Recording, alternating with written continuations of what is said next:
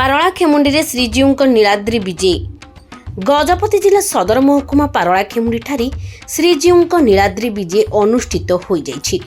ଆଜି ସକାଳ 9 ଘଣ୍ଟା ସମୟରେ ମାଉସୀ ମାଙ୍କ ନିକଟରୁ ଶ୍ରୀଜୀଉଙ୍କ ନୀଳାଦ୍ରି ବିଜେ କାର୍ଯ୍ୟକ୍ରମ ଆରମ୍ଭ ହୋଇଥିଲା। ପ୍ରଥମେ ବଳଭଦ୍ର, ତାପରେ ଦେବୀ ସୁଭଦ୍ରା ଓ ଜଗନ୍ନାଥଙ୍କ ରଥ ଟଣା ହୋଇଥିଲା। ପାଗ ଅନୁକୂଳ ଥିବାରୁ ବହୁ ସଂଖ୍ୟକ ଶ୍ରଦ୍ଧାଳୁ ରଥ ଟଣାରେ ସାମିଲ ହୋଇଥିଲେ।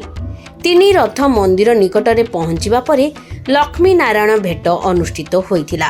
ଏଥିରେ ସ୍ଥାନୀୟ ବିଧାୟକ ଇଞ୍ଜିନିୟର ରୂପେଶ କୁମାର ପାଣିଗ୍ରାହୀ, ଜିଲ୍ଲା ଆରକ୍ଷୀ ଅଧୀକ୍ଷକ ଯତୀନ୍ଦ୍ର କୁମାର ପଣ୍ଡା, ପୌରାଧ୍ୟକ୍ଷା ନିର୍ମଳା ସେଠୀ, ପାରଳାଖେମୁଣ୍ଡି ତହସିଲଦାର ନାରାୟଣ ବେହେରାଙ୍କ ସମେତ ଯାତ୍ରା କମିଟିର ସଦସ୍ୟ ଉପସ୍ଥିତ ଥିଲେ।